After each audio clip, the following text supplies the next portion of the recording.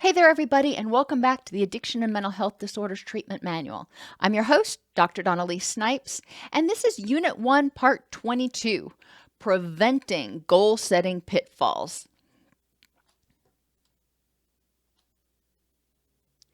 Spend about 30 minutes thinking about common goal-setting pitfalls and how you can avoid them.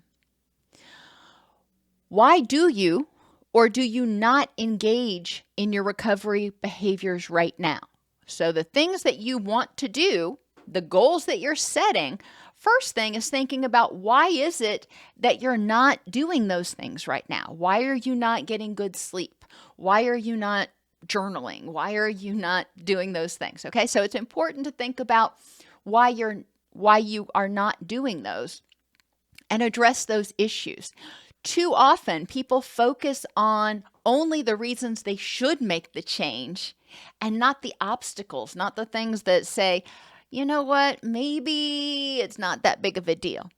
And we talked about this in the parts that we did earlier on motivation. It's important to recognize that you're doing something because it has a benefit, and you need to figure out all of the things that may hold you back from being fully committed and fully motivated to change. If you set goals that are too big, that can be a pitfall. If you say, I am going to achieve this goal in 2 months and I am going to be perfect at it from day one, that's not realistic, and that may be too big. What is it that you can actually accomplish? What is realistic and achievable today? What is realistic and achievable this week? Sometimes people will start processing, for example, their guilt and resentments. Okay, well, a lot of times in recovery, people have a whole bunch of those. So setting the goal of, I'm going to go see my therapist or my sponsor, and I'm going to process this week, and I'm going to be done with it. That's not realistic. One of the tricks that I have, or tools that I have a lot of my clients do, is they get index cards and they write a guilt or a resentment on each index card. And then each day they do one index card. They process that one thing. But because they have so many, it often takes several weeks or even months to work through each one of those guilt and resentments. So it's important to set goals that are achievable. What is it you can do today? I can work through, or I can process this one guilt or this one resentment. If you set goals that are too hard, then that is also going to undermine your confidence in your ability to change. If you say from day one, I'm going to be perfect, or from day one, I'm going to do this 99% of the time, that may not be achievable.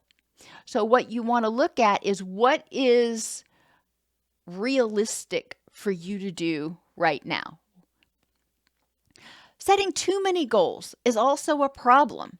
A lot of times when people start in recovery, they're like, I'm sick and tired of being sick and tired. I just want to change everything. Change people, places, things, how I react. I want to change everything.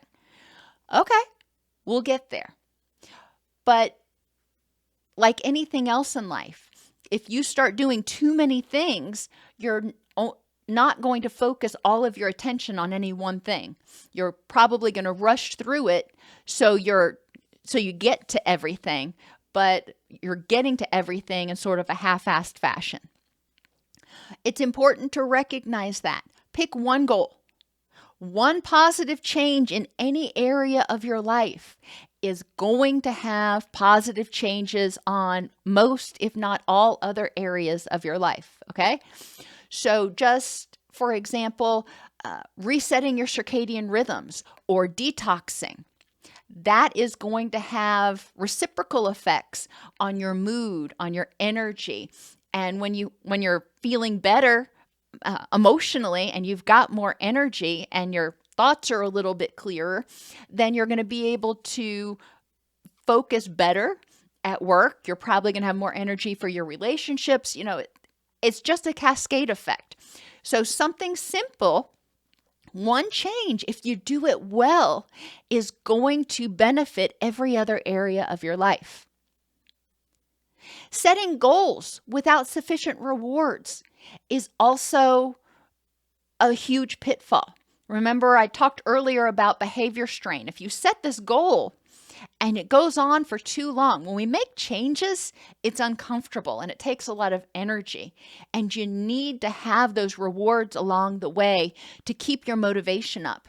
If you don't have those rewards, eventually you're going to start going, you know what, this ain't worth it. Think about if you've ever tried to make a New Year's resolution. And a lot of people do this for exercise. And they say, I'm going to go and I start going to the gym and I'm going to get in shape and I'm going to get healthier. Well, that's great. But they don't effectively define what that means. So after, 1 or 2 weeks of going to the gym, when they haven't seen themselves going from a couch potato to Mr. or Miss America, they start getting frustrated. And so it's important to recognize what is it that you can accomplish in a day. You can get to the gym. You can do 30 minutes on the treadmill. Okay, that's an accomplishment. Score, you did it. Give yourself a pat on the back. What can you do in a week? What can you do in a month? And be realistic about the changes that you expect and make sure that you're giving yourself rewards along the way. Aside from just the satisfaction of achieving your goal, what can you do in order to make it worth your while, basically? Setting goals that are too specific can also be a problem. If you set a goal that says, I need to be able to do this perfectly, then that doesn't give you any wiggle room. Or I need to be able to achieve this particular way. And if you can't, then oops. Graduating college is a goal that a lot of people set. I want to graduate college. Well, that's a pretty broad goal. That's great. If I say I want to graduate college in 4 years with a degree in medicine, well, that's probably not achievable in 4 years. And it is very specific. So if I get in there and I realize that I don't have the skills necessary to get into and complete medical school, then I'm going to feel like I failed.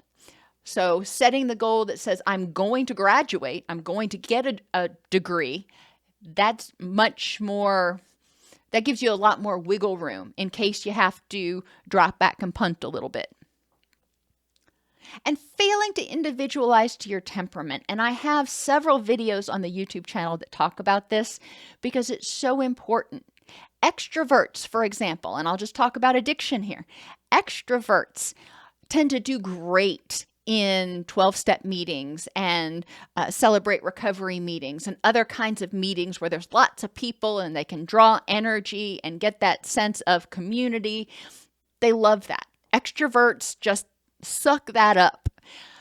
Introverts, on the other hand, find that very draining, overwhelming. They do better with individual sponsors or small big book studies or counselors or something else. So it's important to know what sorts of environments are going to be motivating and supportive of you.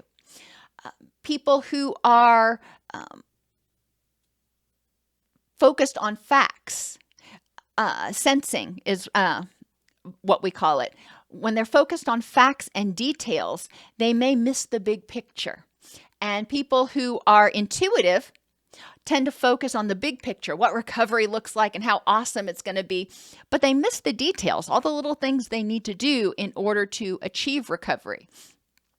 So it's important that people are aware of their particular temperament and particular pitfalls that are common to their temperament in the recovery process. So if you want to learn more about that, check out those videos on the YouTube channel. But think about the goals you're setting. Make sure that it's not too big. Make sure that you've addressed all of the reasons that you want to make this change, as well as anything that might hold you back from making the change. Make sure that you are not spreading yourself too thin, that you've got enough rewards, and that you've individualized to your temperament. Setting goals is essential to create a roadmap for recovery. Change takes time, and there are no shortcuts. Once you've defined your goals and the steps to achieve them, then you can begin tracking your progress.